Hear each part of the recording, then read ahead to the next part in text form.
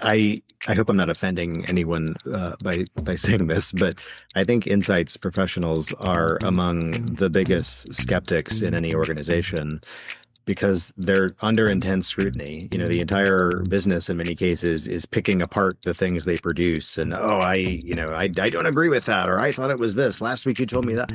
And so I think over the years they have built a very understandable shell, and that has been a barrier to adopting new approaches and techniques because they know that if they do, they're going to get a lot of heat if it doesn't, meet the expectation.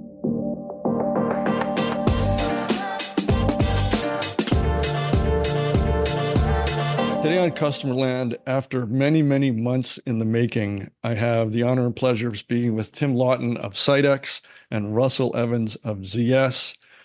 We've been trying to put this conversation together for, a long time. It's been a long time. I want to say since before the first of the year, which sounds ridiculous, but the space has been evolving. You guys have done all kinds of things that are really interesting. And I think we just said, what the heck, we just have to finally do it. So with that, thank you. I really appreciate you both being here. Thanks for having us. Yeah, my pleasure. This is a topic I can geek out about all day. So happy to chat today. We have found your forum. So just by way of introductions, if you could, Tim, why don't you just tell us about your role at SightX, what SightX does, and then we'll jump to you, Russell, at what happens at ZS. Sure. Thank you. And thanks, Mike, for putting it together, and pleasure to be here. I don't know about me being the exciting piece, but I am one of the co-founders and co-CEOs of SightX. SightX is an AI-powered end-to-end consumer research platform. Our kind of differentiators of space, if you will, to kind of put a fine point on what that really means is really survey-based research platform that kind of automates a workflow, if you will, for consumer research and market research teams. But our kind of real reason for being is automation of the analytics and the dashboards and reporting around all that, and the kind of the level and depth of types of projects you can do to really meet just about any quant use case you can have. And look forward to talking more about that and how we work with ZS across the board. I think my first introduction to SightX was as an event somewhere, I can't recall where, but I saw your tagline, which is still one of the best taglines. I don't even know if you're still using it, but something to do with automating curiosity. Yeah. Which for a recovering creative director is pretty intriguing. Yeah, I remember it was one of we still use it occasionally, but yeah, and honestly, it does speak to really, this and kind of the present state and present day of this type of technology in the work is really one of the things that kind of inspired that tagline is really, we're all curious, right? I'm curious about, getting into this specifically, but what are consumers thinking? What are they wanting? What do they desire? What are their behaviors? And it's automating the ability to ask those questions and get the answers faster, easier, that kind of inspired kind of encompasses the work we try to do and the things we try to do at SightX, the features and the user interface and things like how do we make asking those questions easier, and more importantly, kind of unearthing some of the data, the insights within the data faster. I want to get to that and really kind of spend some time on that idea, but first, Russell, I want to give you your due here. So please, tell us about yourself and ZS. You didn't just want a third voice randomly chiming in later. Yeah, no, it does happen though. Again for having me here as well. So I'm a partner at ZS. ZS is a global professional services firm.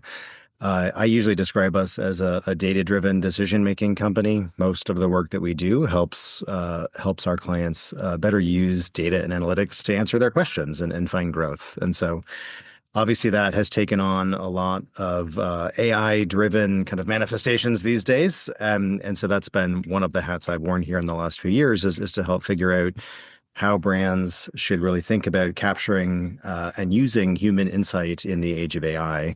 What are the types of tools they should be using? How does that affect the people and the processes that they have? What's possible now that they couldn't do in the past?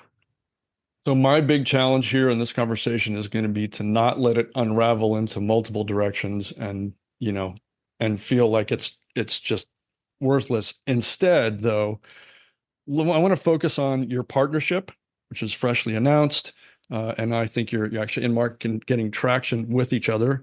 What that looks like, what's behind it, and then a little bit more on how you're working together. So I don't know, Russell, if you want to take the why the partnership idea. Yeah, happy to. And I'm sure Tim will keep me honest if I miss anything. But, I think we are entering or have entered really a period of uh, really once in a generation disruption in the human insights space. And it's creating a window to rethink how brands get to know their customers and what to do with that information. But it's also going to take a different set of capabilities, human as well as technology. And so we've been on that mission at ZS for a few years now, have quickly realized that the answer will never just be, one partner, one tool, one technology. And it's really going to take an ecosystem of things that have to come together. So we were on this mission to try to find partners who could augment what we do well as humans with domain expertise and who have been in the insight space for a long time. What are the right tools and technologies that either we should be building with or building or partnering with to help bring that vision to life? And that's how we met SightX as well, and felt like they complemented us with a really powerful technology that can help enable the smart expert humans that ZS brings to the equation. So that kind of dynamic, the humans augmented by technology that is increasingly AI powered, is kind of the spirit of the partnership and what we've put into the market. Were there any specific, I mean, I don't want to get too deep into the weeds. Were there any specific use cases or utilities about SightX that made ZS start thinking, hey, we should pursue this on a more deep level than just, client vendor? Yeah. So, I've been on the conference circuit here for a few years, and the amount of technologies in the insight space that have popped up, almost hard to keep track of. And so have encountered a lot. I think SightX stood out to us as one of the few platforms that has done a really clever job of integrating AI, not just as a kind of bolt-on to an existing technology, but as really deeply integrated into the platform in an end-to-end way. So helping lay people who are not, decades in the insights industry, craft research, field research, and then, most importantly, do the analysis on the back end and help synthesize that. And it's really done in a pretty, seamless, user-friendly way in ways that we just hadn't seen on a lot of other tools. And that's the kind of value proposition that we've been hearing from our clients. I want tools that don't force me to go get a degree in how to use a new tool. It should just be dead simple. It should just work. It should take on more and more of the drudgery that I don't want to be doing myself. And we felt like SightX really checked a lot of those boxes. Yeah, I mean, I feel like SightX could have said we automate drudgery, but that's just not a great tagline. Not quite as sexy. Yeah. Maybe for the future. Who knows? Yeah. Next case. So yeah, Tim, I don't know if you wanted to add anything to that, reasons for the partnership, how you guys felt going into it and where you see it going. Yeah, no, I think one of the key things that Russell has really that human insights piece. And I think maybe we'll talk about this in a little while, but the kind of it makes so much more sense now to me, like today, this year, this month versus a year or 2, 3 years ago, where AI, we've had AI in the platform since inception. I sometimes refer to it as old school AI versus the Gen AI that came on the scene, not too long ago. But when that happened, it was hair on fire. We got to adopt it, AI for AI's sake. And then about this year, conferences and talking to customers and so forth, it was, well, okay, but how and who and does it work and is it replacing my job and those sort of things where yes and no. And it was the kind of using, somebody has to use the technology. It has to be implemented and used for the right reasons in the right way, not, doing it for doing its sake, can be a bit of a fool's errand. And I think when we started the conversation with ZS, it was that perfect complement of domain sector expertise with the technology and the combination of that where even regardless of who's using the technology, it unearths important things in the data and trends and so forth. But you still need the human, at least today, to understand what is insightful to my business, relevant to the context of my customer, my consumer. And I think that's that kind of perfect complement that really is the big value add is the using the technology in the right way at the right time for the right reasons. I mean, I have to tell you, from my standpoint, third party looking in from the sidelines, I I love seeing these kinds of partnerships emerge where the synergies just seem so kind of Natural. natural. Yeah, this is just one of those perfect fits that just seems to work. So, congrats on that level. Um, To that point, I mean, it actually turned out after the fact that we were even working with some of the same organizations, and so I think it's been a seamless Yeah. partnership in that sense too, where it's now an added value to our mutual clients to say, well, now two of your partners are figuring out how to work that much more closely together, and bringing that advantage to you. So it Yeah. was a little added bonus on the back end. And really so scale up and down that value chain too, where, there's the day-to-day, there's a quick turn, quote unquote, agile stuff. But then, again, as Russell just mentioned, they get questions about that and we get questions about some of the strategic stuff. And, we have a research services team that can help, but we're not the big time consultants and the strategic thinkers and that sort of thing. It's just not what we've kind of designed to build the company for. And in that sense, that full spectrum of nowadays, there's all site types of projects, and probably more so on the tech enabled piece of it, but people still want strategic partner and thinker to adapt some of those insights. And I think across the board, across industries, timelines of being condensed, budgets of being having more and more pressure on them. So the more that we can come to market and say, no problem, you can scale up, you can scale down, but you can still adapt to the needs of your changing organization and more importantly, changing consumer of today.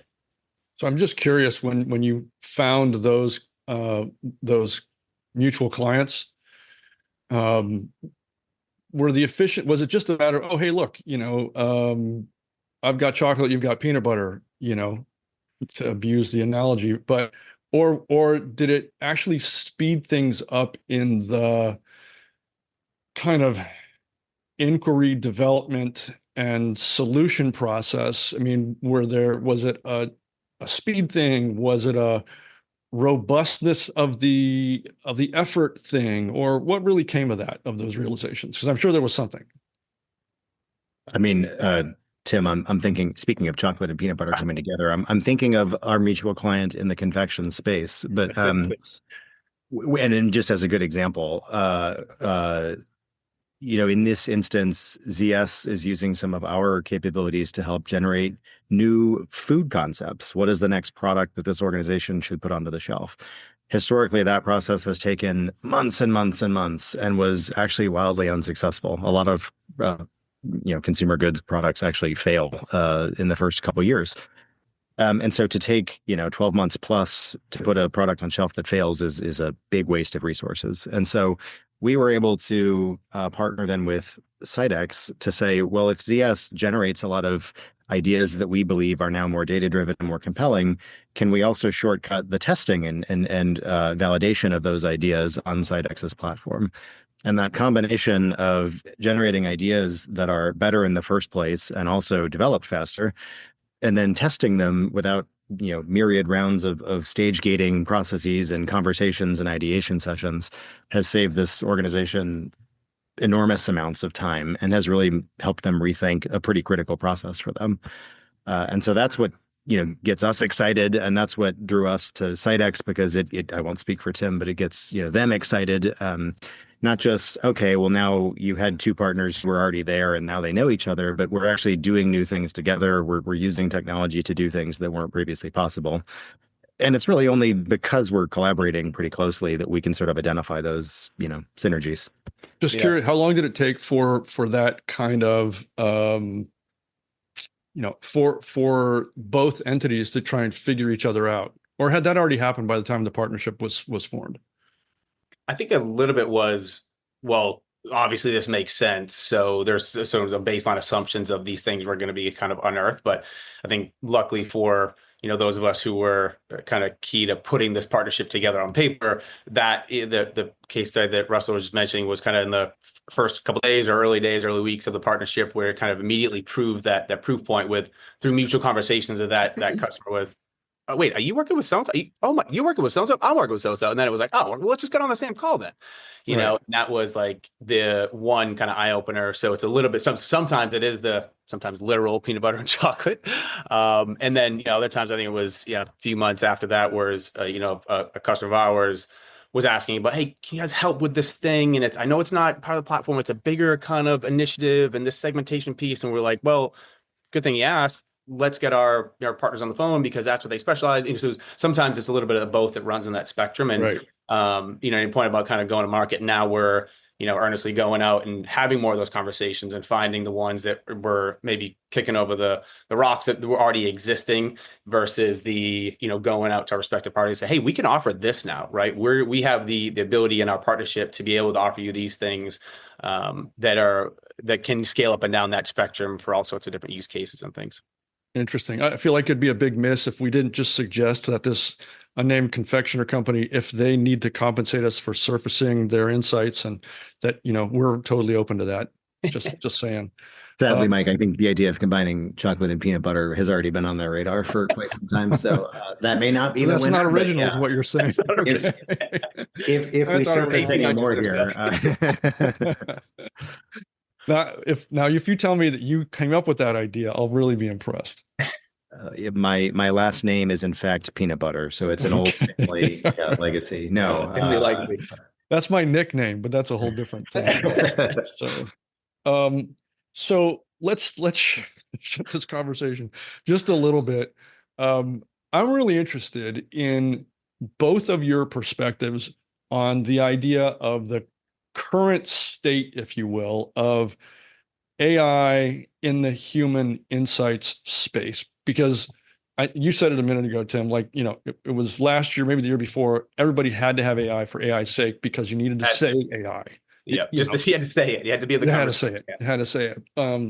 But there's been a whole evolution, continues to be, and how that gets brought to market, deployed, and utilized. So, current state, what are we looking at? How is it being deployed? And then let's look out a year or two. What do you see? Yeah.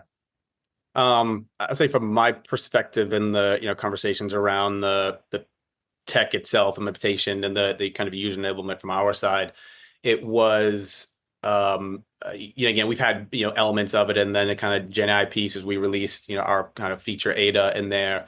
We were kind of seeing that trend of but pushing it on, not pushing it on people, but so we have the app, and do you want it? You want to turn on, and going through the IT reviews that were layered upon IT reviews for this sort of thing, and kind of seeing the different, some companies were check the box, good, we need it, we want it. Some were don't even mention it because our top-down management doesn't want us touching it, and there's all sorts of security issues and so forth.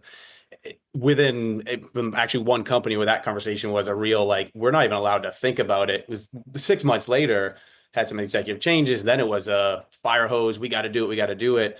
And I think that was kind of early days over the course of the, over maybe 2 or 3 years ago. And now it's kind of dust has settled a little bit where it's like cautious. Let's put our toe in it. Let's, ease into these types of things. Again, from the, primary research perspective, but also is in those conversations around like, what else are you doing? How are you implementing it?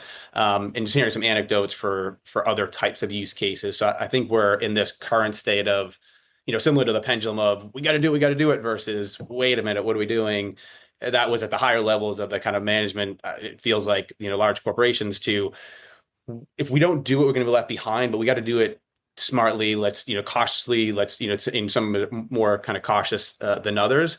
But I think there's not many, if any, that I can think of that I know of that are saying a hard no. We don't want to be left behind. We have to do it. And there's clear implications of the benefits of, whether you are adopting it or not. There's a lot of case studies out there anyway, and from anything to kind of support the reasons to do it. And, but again, who knows how fast that'll take off in a year or two. So, I think that the pace of adoption will pick up pretty quickly. But obviously, tough to say how, it'll take one kind of bad example or some data breach or something to kind of put a halt to things. But I think it's a cautious but forward momentum approach for a lot of companies. Russell, what are your thoughts? Yeah, well, echoing a lot of what Tim said, I think we've seen fairly mass adoption among the kind of insights world of what I would call the personal productivity use cases. Just individuals, in many cases, realizing, well, hey, these tools are quite helpful for me to generate ideas, to do some quick synthesis, the drudgery, that we talked about before. A lot of that has been a little bit under the table as organizations were discouraging folks from using these platforms, but of course, people have found ways around that, and that seems to be pretty ubiquitous. We're probably then so that phase I think is well in here. I think the phase of let's do a lot of pilots to figure out what this really is and if it's useful to us. I think we are, you know, well within, certainly most have done a slew of pilots, most larger organizations. I think we're seeing now some organizations, particularly the more progressive or larger ones, moving out of piloting phase and into more, we have a strategy for how we're going to do this, and we're starting to implement that. And in some cases, that's organizations trying to build their own tools and capabilities internally. Maybe that makes sense for, you know, some with more resources or larger teams with those types of capabilities. I think for others, that's solidifying maybe a new partner set of folks that they have found that meet their needs and complement whatever they're trying to do. And so I think we're starting to see that emerge, where it's now no longer a theory. It's organizations putting it into practice. And I'll sort of allude to your second question, which we can maybe unpack as well. But in addition to just new use cases, new tools, new partners, where we have now seen a realization is, oh, wait, it's not just tools. We've now piloted and we've now maybe even implemented tools, and we need to rethink the people and process elements of this as well to even use those tools. And so to me, that's probably the next big thing on the agenda for even the most progressive organizations who are starting to put these technologies into practice. I think that's maybe the topic for the next conversation we have, because it's a big one and I think it's universal. So I'm going to ask a question that has no real answer. Sorry, but I don't know how to ask this, but both of you will have a perspective here that I think is pretty valuable. So I'm making up a 10-point scale, and at the bottom of the scale are companies that said, no way, we're not doing this AI thing. It's crazy. Most of which we think have graduated from that. And at the top end of the scale, at 10 points, are companies that are full on. They've got teams evaluating, deploying, testing, piloting, and even rolling out. Within certain verticals, is it possible to identify kind of where those industries are on that 10-point scale of maturity? Is that even a real question? Certainly, yeah. I mean, ZS has done work here in tech maturity in general and AI in particular. And it tends to look like a bell curve. There are a lot of folks in that sort of middle zone. Some industries skew a little bit higher than others. Consumer goods and CPG, for example, in the realm of human insights, has faced budget pressure for quite some time. And margins have always been pretty razor thin. And so a lot of them have been at the forefront of AI within that space. Other industries, I think, are now starting to grow there. Maybe they had even previously deprioritized, human insight, because those traditional insights approaches, your quant research and your qual research, just didn't fit the speed of their business. But now they're seeing we can go back and do more of that with some of these tools. And so they may be a half step behind. But I think certainly there is a maturity spectrum there for sure. I don't know that anyone is actually still really in the 0 to 1 end of your scale. I think that ship has probably sailed. And the pace, the acceleration I've seen, I don't know, Tim, if you would agree, but in our clients and just meeting folks at conferences and in industry, it's accelerating quite quickly. I think there was a lot of skepticism 2 years ago, even a year ago, but in the last, 6 months or so, it's now we're behind. We have to hurry. We have to do more. And so it seems to be picking up. Yeah. I'd say I think the key is like across industries and use case, right? I think the ones that were faster to adopt were less human facing. I think that's why the consumer goods, it's like if you screw up a product launch, you can have a bigger impact on the top bottom line than if a machine in a factory breaks down because it's AI powered or whatever. So I think that those use cases have sped up the improvement of the technology across the board, just in general. But I think and feel like as Russell was saying, the adoption, at least in the consumer facing companies that we typically deal with, for the most part was cautiously optimistic, and it was a kind of slow and steady, I feel like, versus just jumping in head first.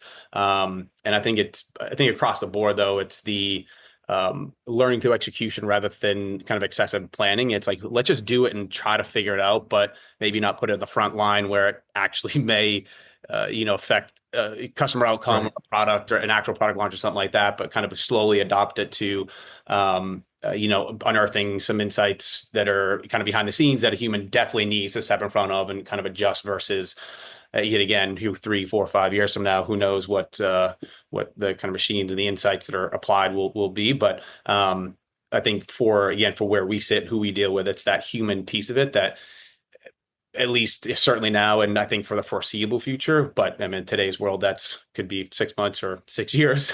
The human still needs to be there. We're dealing with humans, just going to have that kind of human interaction, but it's more, I think the adoption is going to be more on the, yeah, but sure, how do I scale myself, right? If I only have a team of 2, 3, 4 people, and I mean, honestly, I'm sometimes still surprised to this day of, talking to Fortune 50, Fortune 100 companies. And, granted, there's certain sort of brand lines and teams that are, their own size and shape, but it's like, wait, you're only 2, 3 people? Like that brand that you work on is like a global thing. Like, Right. they're being asked to do so much more with seemingly, at least from the outside, a lot fewer resources and being asked to do it faster. And I think being able to scale their time and power within the organization. I think the market research, consumer insights professionals in general, their seat at the table is getting bigger in recent years. Their insights and their actions are having more of a strategic impact than I think in recent years. And 5, 10 years ago, it was heavily on the strictly data side, the marketing versus market research side of the house. But I think that market research side of the house has become much more of a strategic initiative than it certainly has been in the past. We've touched on this in various ways throughout this conversation already, but the fact is that AI adoption within human insights is a change management challenge. I mean, you've got great technologies, you can do all kinds of things, but getting the humans to recognize that, to adapt to the possibilities that they offer, and then the organizational change, and maybe even the organizational changes first that go along with that, are huge challenges. And I know that you both see this in your respective worlds and probably the world you coincide in, but I'd love to get your thoughts on, what does it take? It's not even a fair question. What does it look like? What are the earmarks of a company that's doing this kind of cultural transformation well versus, because I know you've probably seen this as well, companies that just aren't pulling it off, for all of the will in the world, and they just can't seem to do it. Change management is hard. It's complicated. There's people, which, ruin everything. And, you've got to get them on board. So what are you seeing in your worlds that people listening to this, facing their own AI adoption challenges, could take away, that you see, that you'd like to kind of give them? What insights can you give them?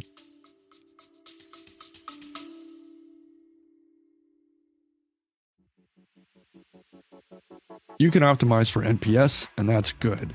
You can optimize for CSAT, also good. You can optimize for loyalty, and that's good too. But here's the thing. If you're not optimizing for total customer value, for total customer profitability, then you're just optimizing for output, not the bottom line. Here's the truth. If your strategy isn't building better customers, more frequent, more loyal, more deeply bonded, then it's not a strategy, it's a performance. At Customerland Studio, we help brands find the value, find the opportunities, the force multipliers hiding inside the customer relationship.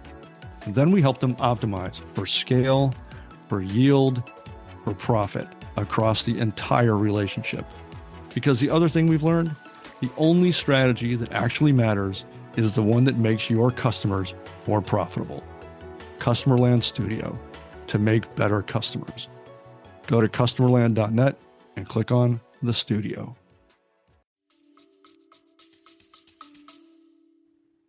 Lot to unpack in that question.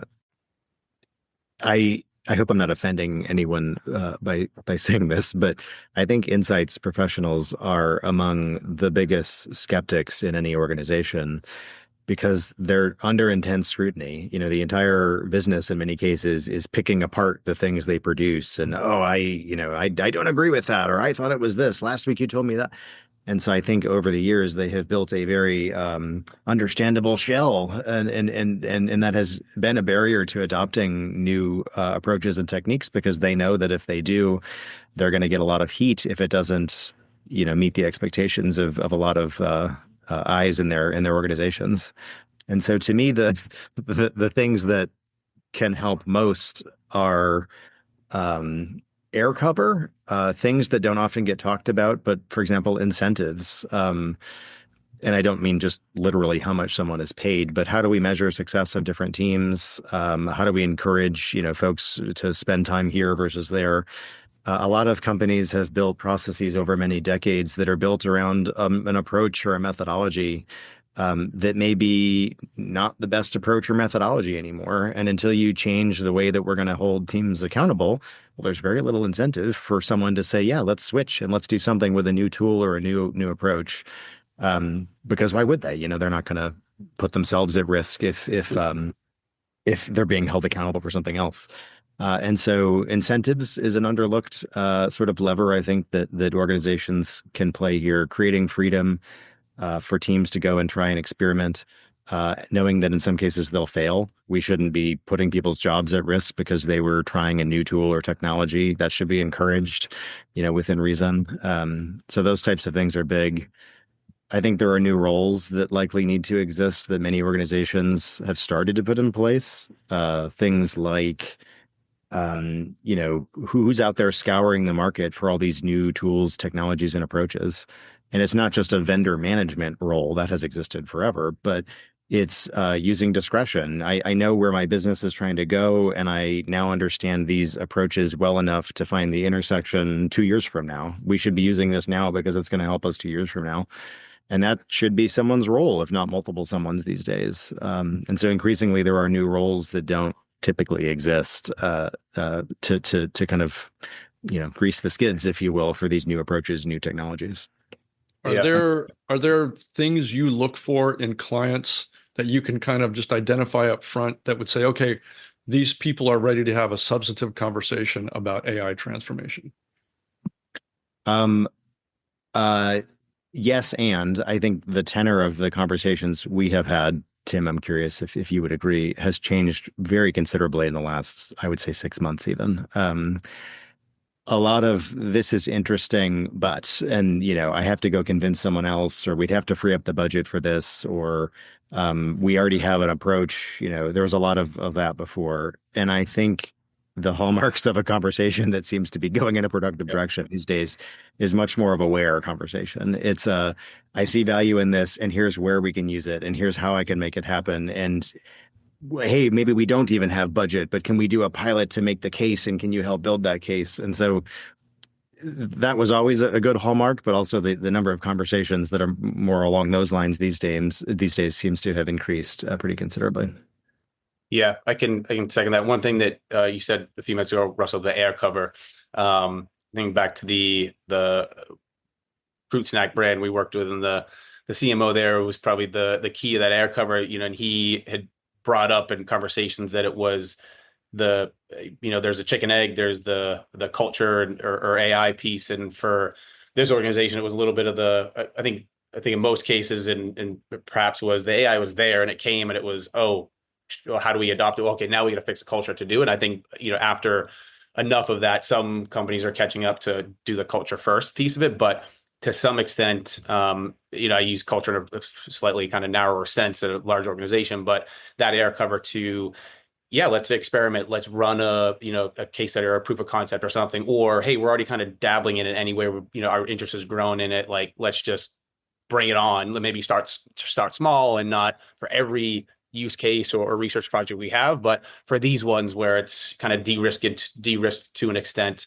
And I think that's grown to Russell's point, the more of those conversations are now we're interested, we've done it, we've dabbled into it, ready to grow or do more or bring on new tools for other applications and things like that. So I think the awareness one is certainly grown considerably. It was at a very personal level at your personal applications of day-to-day work, but kind of growing into the larger companies and the adoption of bigger platforms and across teams and things like that has grown. So I think just the interest of doing it again, it's like more and more people are realizing, well, if we don't do it, we're going to be left behind. So let's do it. And I think there's been a de-risking of the last certainly year or two anyway, at least in our space of some of the applications of it.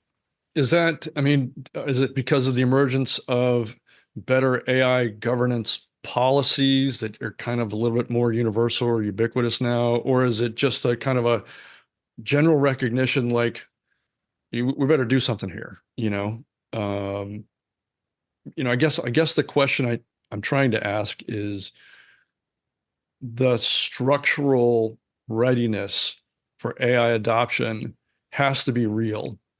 These are significant shifts, and the cultural shift has to be supported by systems. And it's my view, and I'd love to hear yours, which is much more appropriate and valid, that the systems tend to be the last things in place for sizable change. Everything else seems to happen first. Well, the tech often leads, and then the people get kind of squeezed, shuffled, or reconfigured, and then systems are built to kind of support that. But it seems to me in this particular case here now, with the magnitude of the shifts that we're seeing, that maybe it's time for system first adoption. I don't know. I'd love to hear your thoughts on that.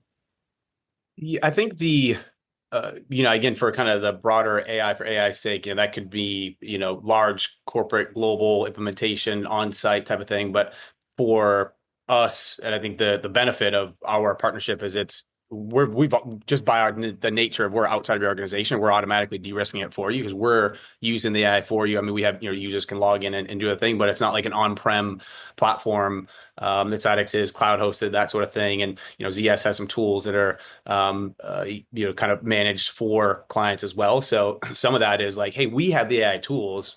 You just have to get permission to log in, use them, and that's where some of that the data security and things. But and that's easy enough to kind of turn off where data is stored and that sort of thing to alleviate some of the risk on, for some of the corporate strategic, security type of reviews. But I think the benefit of us saying we've built the platforms, you don't need to. We can come in here and we can use it for you. We can implement it for you. But I think at least in our use cases, in our world, we're not building an instance that kind of integrates throughout an organization necessarily versus just kind of log in. So, your usability of a software interface doesn't change. You're just getting a heck of a lot more for your dollar and can do a lot more than you ever had before because we have the technology that we're kind of offering you access to versus implementing insights or AI kind of platforms throughout it versus it's not necessarily another kind of element that de-risk it is. It's not always, every touch point, every project is not AI first, AI last. It's use it when you need it, pick and choose and implement it here for this thing to expedite this, analysis or this type of reporting. And I think that at least gives people, I don't know, peace of mind is the right phrase, but makes it easier to digest and adapt into. It's like, it's not, it's not AI always, that's AI when I need it, but the platform, the strategic kind of application of at least our partnership. I think the benefit is like, well, it's our stuff. We're letting you get access to it and use it. So it's far less risk for your organization than it is to just, we're just helping you do things way faster, way more powerful than ever before. I'm not a bit kind of building on Tim's thought there.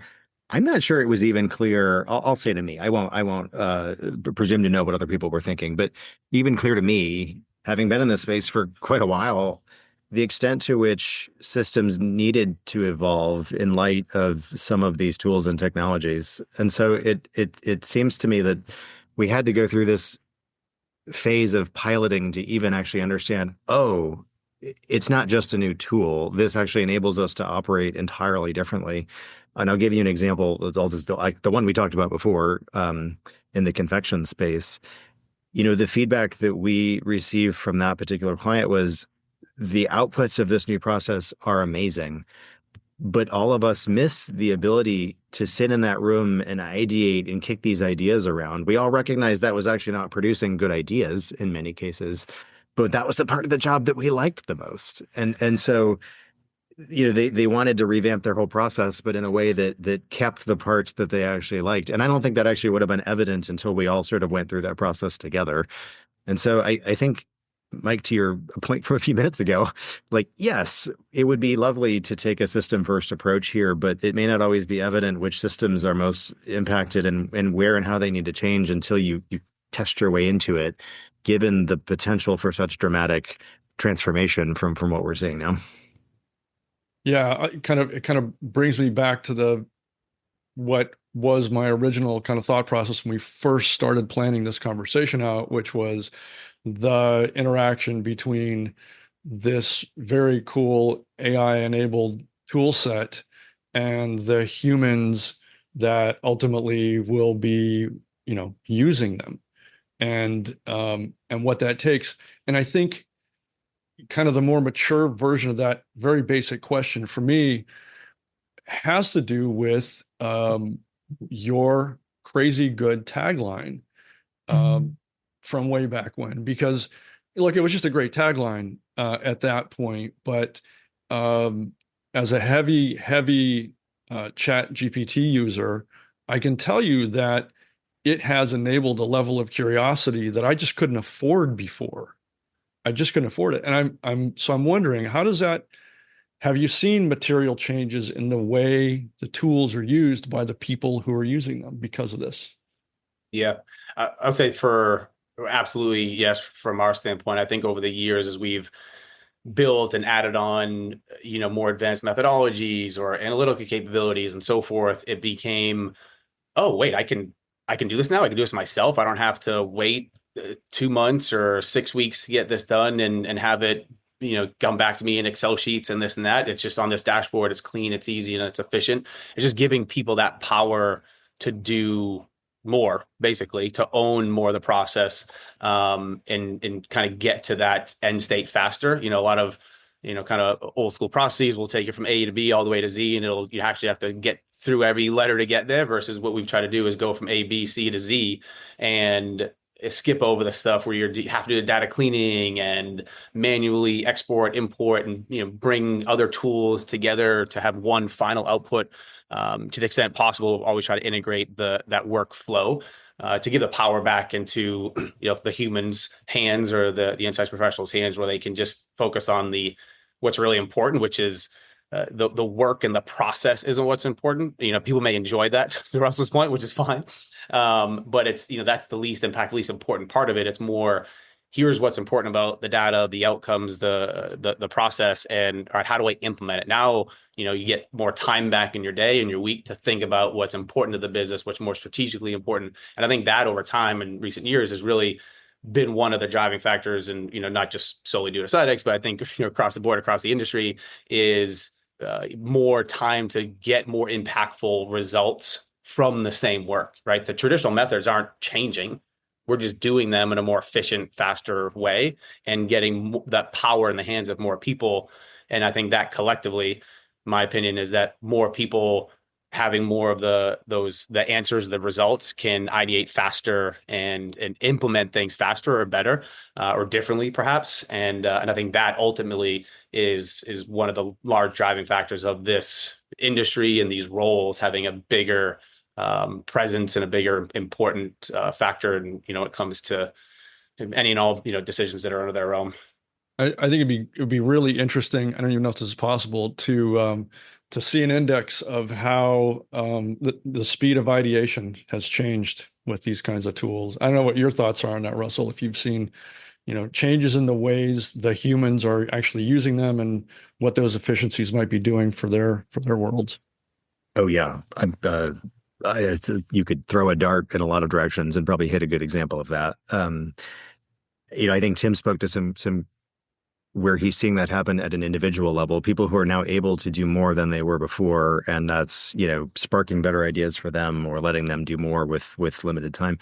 We've also seen that organizationally, whereas I may not have had time to go do a full round of qualitative research to really unpack, a deep insight about an audience. Well, now there are tools that let you do that very cost effectively and in a matter of, hours and days, not weeks and months. And so whole new exercises that were previously not happening can now happen to find a much more comprehensive and holistic understanding of who your audiences are, what makes them tick, how you can better serve them.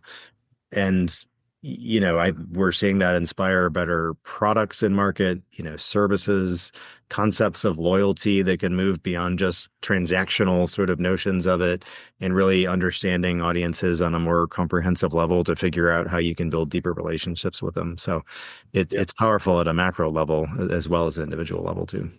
To that point, the thing of the case study that we're finalizing, Russell, where I think it's a perfect example of the humans using the technology, right? So, my ChatGPT user, put in your prompt, you get some sort of output. But taking that, kind of at scale and kind of implementing it towards this, where we ran a side-by-side study of a concept test that was, one concept test was designed, run through the kind of the same process, and one was AI, but human interacted and kind of using the tools, implementing some of the changes, and not just kind of default to press a button and then here's your output. From everything from the innovation brief to the development, designing the concept, kind of optimizing things like that, and actually led to a 29% purchase intent increase in the results for the survey-based kind of respondents evaluating the concepts. The one that was run through the human insights led process had a 29% higher purchase intent on it. Wow, significant. Okay, I have one question. You need to settle this once and for all. I'm counting on you. This is a raging debate in everybody in my world. Synthetic data for human insights, yes or no? Please discuss. Oh, wow. And you have 35 minutes for the answer, correct? Well, there's a reason I left this to be the last question. Yeah. I'll happily share my hot take here, and Tim, you can, agree or disagree, but I think there is a lot that can still be done to use AI to unlock real data that has been underutilized before we need to go and create synthetic data.